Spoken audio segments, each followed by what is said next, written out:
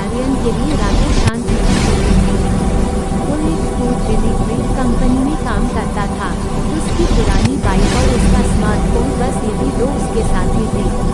उस दिन शनिवार था और आसमान में काले बादलों ने डेरा डाल रखा था। रात के 11:30 बज रहे थे। आर्यन अपनी शिफ्ट खत्म करने ही वाला था कि उसके फोन की स्क्रीन चमक उठी। एक अर्जेंट ऑर्डर आया था।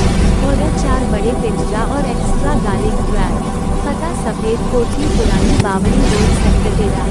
आर्यन ने मन ही मन सोचा, इस वक्त इतनी दूर का ऑर्डर और सेक्टर 13 तो सालों से वीरान पड़ा है। लेकिन इंसेंटिव के लालच में उसने ऑर्डर स्वीकार कर लिया। उसे क्या पता था कि यह पिज्जा डिलीवर करना उसकी जिंदगी की सबसे बड़ी गलती होने वाली है। जैसे ही आर्यन ने मुख्य सड़क छोड़ी और बावड़ी रोड पर मुड़ा, स्ट्रीट लाइटें टिमटिमाने लगी। सड़क के दोनों तरफ पुराने बरगद के पेड़ थे जिनकी लटकती जड़ें अंधेरे में हाथी जैसी लग रही थी। अचानक उसकी बाइक के सामने एक काला बिल्ली का बच्चा आया। आर्यन ने जोर से ब्रेक मारे। बाइक रुकी, लेकिन बिल्ली का बच्चा कहीं गायब हो चुका था। उसने गौर किया कि उसके आसपास की आवाजें, झींगुरों का शोर, हवा की सरसराहट सब अचानक थम गई। वहाँ एकदम गूंजने वाला सन्नाटा था। कुछ दूर चलते ही उसे वो पुरानी कोठी दिखी। ऊंची दीवारें, लोहे का जंग लगा गेट और ऊपर की मंजिल पर जलती हुई एक धुंधली सी लाल रोशनी। गेट अपने आप ही धीरे से खुला, जैसे कोई उसका इंतजार कर रहा हो। आर्यन ने बाइक बाहर खड़ी की और पैदल ही अंदर गया। जैसे ही उसने दरवाजे पर दस्तक दी, अंदर से एक भारी और ठंडी आवाज आई, दरवाजा खुला है, अंदर आ जाओ, हम बहुत भूखे हैं। आर्यन जैसे ही हॉल में पहुंचा, उसे वहां की हवा में चमेली और सड़न की मिली जुली गंध महसूस हुई। मेज पर धूल की मोटी परत थी, लेकिन मोमबत्तियां जल रही थीं। हॉल के कोने में एक औरत बैठी थी। उसने सफेद मखमली गाउन पहना था। उसके बाल इतने लंबे थे कि जमीन को छू रहे थे। आर्यन ने डरते हुए कहा, सर, मैम, आपका ऑर्डर। औरत धीरे धीरे मुड़ी। जब उसने अपनी गर्दन घुमाई तो हड्डियों के चटकने की आवाज पूरे कमरे में गूंज गई। आर्यन की चीख गले में ही फंस गई जब उसने देखा कि उस औरत का चेहरा आधा जला हुआ था और उसके पैर बिल्कुल पीछे की तरफ मुड़े हुए थे। उसने मुस्कुराते हुए कहा, पिज्जा तो आ गया, लेकिन मुझे मांस ज़्यादा पसंद है। आर्यन ने अपना बैग वहीं फेंका और पीछे की तरफ भागा, लेकिन दरवाजा अब वहाँ नहीं था। उसकी जगह सिर्फ एक ठोस दीवार थी। वो फंस चुका था। चुड़ैल की डरावनी हंसी अब चारों तरफ से आ रही थी। उसने देखा कि वो औरत अब इंसान नहीं रही थी। वो हवा में तैरती हुई उसकी ओर बढ़ रही थी और उसके नाखून लंबे और नुकीले होते जा रहे थे। आर्यन का दिल किसी नगाड़े की तरह बज रहा था। उसने अपनी पूरी जिंदगी में कभी ऐसी दहशत महसूस नहीं की थी। वो औरत, जिसे अब वो सिर्फ चुड़ैल कह सकता था, धीरे धीरे उसकी ओर सरक रही थी। उसके सफेद गाउन पर खून के छींटे उभरने लगे थे। उसने अपना हाथ आगे बढ़ाया। उसके हाथ की उंगलियां सामान्य से कहीं ज्यादा लंबी थीं। पिज्जा ठंडा हो रहा है, बेटा, उसने फुसफुसाते हुए कहा, पर मेरा शरीर बरसों से ठंडा है। मुझे थोड़ी गर्माहट चाहिए। आर्यन ने घबराकर मेज पर रखा एक भारी पीतल का फूलदान उठाया और पूरी ताकत से उसकी तरफ फेंका। फूलदान चुड़ैल के आर पार निकल गया, जैसे वो शरीर नहीं बल्कि सिर्फ धुआं हो।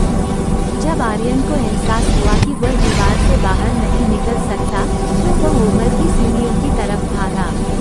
लकड़ी की सीढ़ियां उसके वजन से चरमरा रही थी। जैसे ही वह ऊपर पहुंचा, उसने देखा कि वहाँ एक लंबा गलियारा है जिसमें अनगिनत दरवाजे थे। हर दरवाजे के पीछे से अलग अलग आवाजें आ रही थीं। कहीं कोई बच्चा रो रहा था, कहीं कोई बेतहाशा हंस रहा था, तो कहीं से मांस कटने की आवाज आ रही थी। आर्यन एक कमरे में घुस गया और अंदर से कुंडी लगा ली। कमरे के अंदर अंधेरा था। उसने अपनी जेब से फोन निकाला। नेटवर्क गायब था। बैटरी सिर्फ 4% बची थी। अचानक फोन की फ्लैशलाइट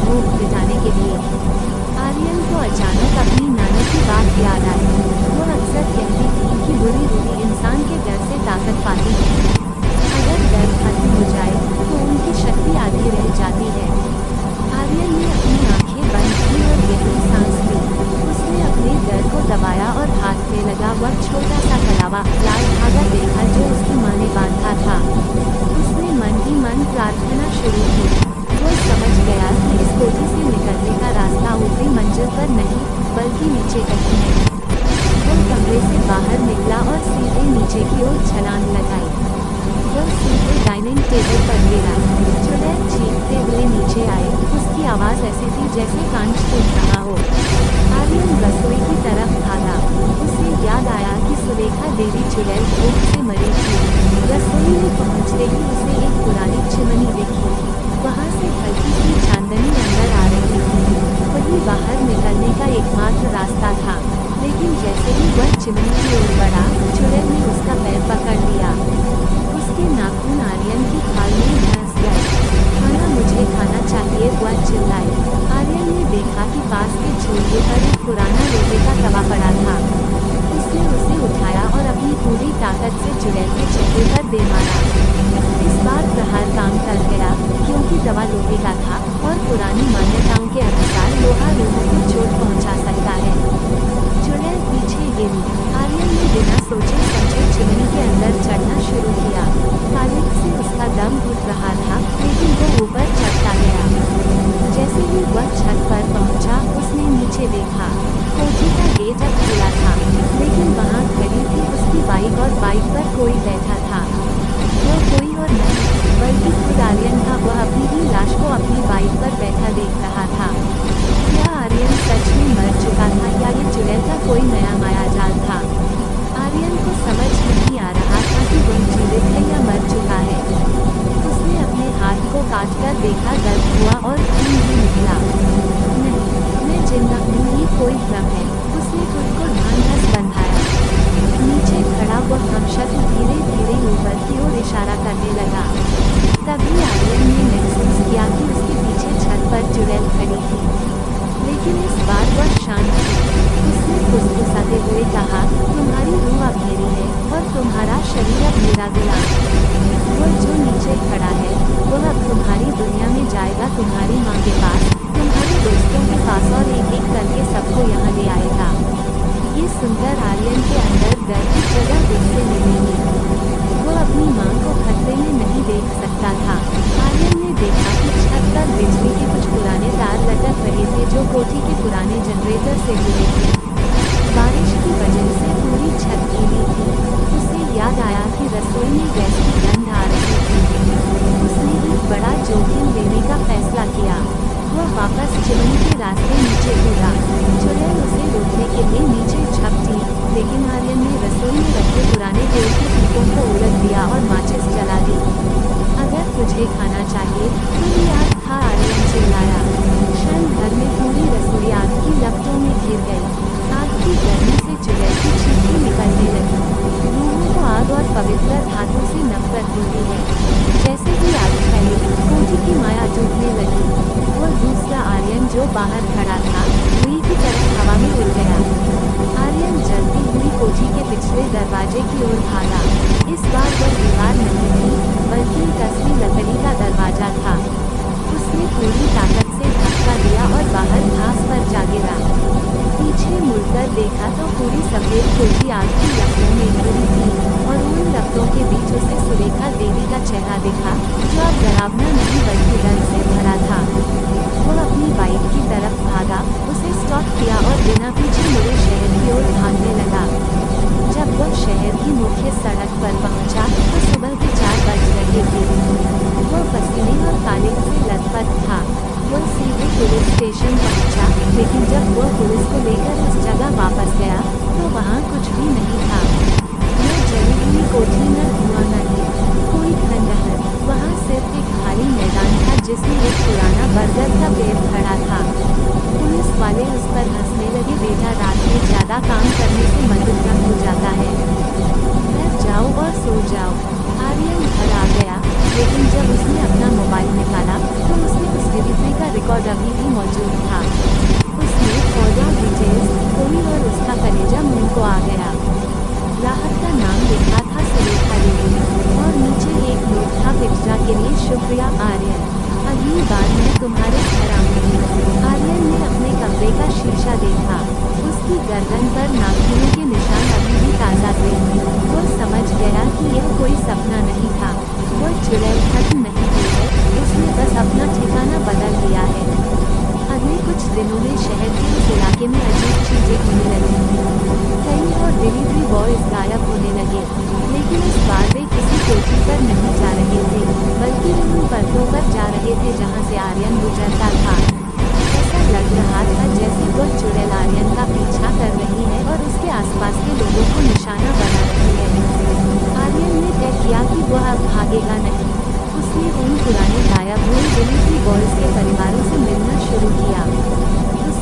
चला कि हर गायब होने वाले लड़के के पास एक ही चीज कॉमन थी, एक कटी हुई उंगली का निशान जो उनके घर के दरवाजे पर मिला था। अगले शुक्रवार की रात आर्यन अपने छोटे से कमरे में बैठा था। अचानक उसके दरवाजे पर 3 बार धीमी दस्तक हुई। ठक ठक ठक। आर्यन ने सांस रोक ली। उसने दरवाजे के छेद से बाहर देखा। बाहर कोई नहीं था, लेकिन जैसे ही उसने नीचे देखा, दरवाजे के नीचे से एक सफेद गाउन का कोना अंदर सरक रहा था। साथ ही सड़ी हुई मांस की वह जानी पहचानी गंध कमरे में भरने लगी। उसने दरवाजा नहीं खोला। वह चुपचाप पीछे हटा और अपनी अलमारी से वह पुराना पीतल का कलश निकाला जो उसे एक मंदिर के पुजारी ने दिया था। अचानक कमरे की खिड़की जोर से खुली और ठंडी हवा का एक झोंका अंदर आया। दीवार पर लगी उसकी मां की तस्वीर गिरकर टूट गई। दीवार पर एक परछाई उभरने लगी। वो परछाई सुलेखा देवी की थी, लेकिन वो बहुत लंबी और विकृत थी। उसकी आवाज आर्यन के दिमाग के अंदर गूंजी, तूने मेरी भूख अधूरी छोड़ी। आर्यन, अब मैं तेरे अपनों की भूख बनूंगी। आर्यन चिल्लाया, तुम क्या चाहती हो? मैंने तुम्हारा क्या बिगाड़ा है? परछाई ने दीवार पर खूनी अक्षरों में लिखा, मुक्ति या बलि। अगली सुबह आर्यन शहर के सबसे पुराने शमशान के पास रहने वाले अघोरी बाबा के पास पहुंचा। बाबा की आंखें लाल थीं और उन्होंने राख लपेटी हुई थी। आर्यन को देखते ही वे बोले, बेटा, तेरे पीछे एक ऐसी रूह लगी है जो प्यासी मर गई थी। वो तुझसे कुछ छीनना नहीं चाहती, वो तुझे अपनी दुनिया का हिस्सा बनाना चाहती है। बाबा ने उसे एक प्राचीन रहस्य बताया। सुलेखा देवी की मौत सिर्फ भूख से नहीं हुई थी। उसे उसके नौकरों ने काले जादू के जरिए यंत्र के नीचे दबा दिया था, जिससे उसकी आत्मा उसी जगह कैद हो गई। जब तक वह यंत्र नष्ट नहीं होगा, वह तड़पती रहेगी और हर 20 साल में एक बड़ी मांगेगी।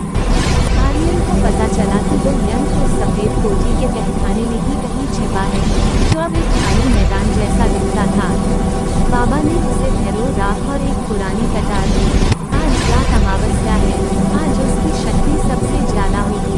अगर तूने सूर्यास्त से पहले वो यंत्र नहीं खोजा, तो वह पूरी तरह स्वतंत्र हो जाएगी और शहर में तबाही मचाएगी। रात के 11 बजे आर्यन उसी वीरान मैदान में पहुंचा। वो जगह दिन में खाली लगती थी, लेकिन रात में वहाँ की हवा भारी थी। उसने बाबा के बताए अनुसार जमीन पर भैरो राख छिड़की। जैसे ही राख जमीन पर गिरी, मिट्टी हटने लगी और एक पुरानी लकड़ी की सीढ़ी दिखाई दी जो पाताल की ओर जा रही थी। आर्यन टॉर्च जलाकर नीचे उतरा। नीचे का नजारा खौफनाक था। दीवारों पर हजारों इंसानी हड्डियां जड़ी हुई थी। तहखाने के बीचों बीच एक देवी थी, जिस पर एक तांबे का यंत्र रखा था। वो यंत्र धड़क रहा था, जैसे कोई दिल हो। जैसे ही आर्यन उसकी तरफ बढ़ा, अंधेरे से वह चुड़ैल प्रकट हुई। इस बार उसका रूप और भी डरावना था। उसके शरीर से काले रंग का धुआं निकल रहा था। इससे मंच को वह दहाड़ी, अगर यह टूटा तो मैं खत्म हो जाऊंगी, लेकिन साथ में तुझे भी ले जाऊंगी। उसने आर्यन पर हमला किया। उसके नाखून आर्यन के सीने को चीरने ही वाले थे कि आर्यन ने बाबा की दी हुई कटार उसके हाथ पर दे मारी। चुड़ैल की चीख से पूरा तहखाना कांप उठा। आर्यन यंत्र के पास पहुंचा। उसे तोड़ने के लिए भारी प्रहार की जरूरत थी। उसने अपनी पूरी ताकत बटोरी और अपने पास रखे लोहे के औजार से यंत्र पर वार किया। कड़क यंत्र में दरार आ गई। जैसे जैसे यंत्र टूट रहा था, चुड़ैल का शरीर बिखरने लगा। लेकिन उसने आर्यन को कसकर जकड़ दिया। अगर मैं मिटूंगी तो तू भी मेरे साथ चलेगा। पूरा तहखाना हिलने लगा। ऊपर से भारी पत्थर गिरने लगे। आर्यन को लगा कि अब उसका अंत करीब है। उसने अपनी आंखें बंद की और अपनी मां का चेहरा याद किया। क्या आर्यन उस तहखाने से जिंदा बाहर निकल पाएगा, या वह भी उन गुमनाम डिलीवरी बॉयज की तरह इतिहास बन जाएगा? यंत्र का अंतिम टुकड़ा जैसे ही अलग हुआ, एक बहुत तेज नीला प्रकाश पूरे तहखाने में फैल गया। उस रोशनी में चुड़ैल की चीखें धीरे धीरे शांत होने लगी। आर्यन ने महसूस किया कि उसकी पकड़ धीरे हो रही है। उसने अपनी आंखें खोली और देखा कि वो भयानक चेहरा अब गायब हो रहा था। उस धुंध में उसे सुलेखा देवी का असली चेहरा दिखा, एक बूढ़ी, दुखी और शांत महिला। उसने आर्यन के सिर पर हाथ रखा और फुसफुसाई, बेटा, तुमने मुझे इस काले जादू के कैद से छुड़ा लिया जाओ, अब तुम आजाद हो। एक जोरदार धमाका हुआ और आर्यन को ऐसा महसूस हुआ जैसे उसे किसी ने बहुत जोर से ऊपर की ओर धकेला हो। जब आर्यन की आंखें खुली तो सूरज की पहली किरणें उसके चेहरे पर पड़ रही थी। वो उसी वीरान मैदान के बीचों बीच पड़ा था। आसपास कोई गड्ढा नहीं था, कोई सीढ़ी नहीं थी। उसके कपड़े फटे हुए थे और शरीर पर चोटों के निशान थे, लेकिन वह जिंदा था। उसके हाथ में अभी भी वो पुरानी कतार थी जो अब काली पड़ चुकी थी। उसने उठकर अपने घर की राह ली। शहर अब जाग रहा था, लोग अपनी आम जिंदगी में व्यस्त थे। उन्हें खबर भी नहीं थी कि रात के अंधेरे में एक डिलीवरी बॉय ने शहर को किस बला से बचाया है। आर्यन ने घर पहुंचकर सबसे पहले अपनी मां को गले लगाया। उसकी मां ने उसकी हालत देखकर पूछा, क्या हुआ बेटा, तू इतना डरा हुआ क्यों है? आर्यन ने कुछ नहीं कहा, बस चैन की सांस ली। एक महीने बाद उस सफेद कोठी वाले मैदान पर सरकार ने एक अस्पताल बनाने का काम शुरू किया। खुदाई के दौरान वहां से सोने के कुछ पुराने जेवर और तांबे के बर्तन मिले। आर्यन ने जब एक खबर अखबार में पढ़ी तो वो मुस्कुरा दिया। उसे पता था कि अब सुलेखा देवी की आत्मा शांत है। आर्यन ने अब रात की डिलीवरी करना छोड़ दिया था। उसने एक छोटा सा ढाबा खोल दिया। एक रात जब वो अपना ढाबा बंद कर रहा था, एक डिलीवरी बॉय उसकी दुकान पर आया। लड़का बहुत घबराया हुआ था। भैया, मुझे इस पते पर खाना पहुंचाना है, पर रास्ता बहुत डरावना है। क्या आप जानते हैं पुरानी बावड़ी कहाँ है? उस लड़के ने पूछा। आर्यन का खून जम गया। उसने उस लड़के का फोन हाथ में लिया और एड्रेस देखा। एड्रेस वही था, लेकिन ग्राहक का नाम अलग था। इस बार नाम लिखा था नौकर रामदेव, वही नौकर जिसने सुलेखा देवी को मारा था। आर्यन समझ गया कि बुराई कभी पूरी तरह खत्म नहीं होती। उसने अपनी अलमारी से वही कतार निकाली और लड़के से कहा, तुम घर जाओ, छोटे ने डिलीवरी आज मैं खुद करूँगा। उपसंहार। आर्यन अब उस शहर का रक्षक बन चुका था। वह जानता था कि अंधेरे में कौन सी रूहें भटक रही हैं। हर रात जब शहर सोता है, आर्यन अपनी पुरानी बाइक पर सवार होकर उन गलियों में निकलता है जहाँ से कोई वापस नहीं आता। वो अब सिर्फ खाना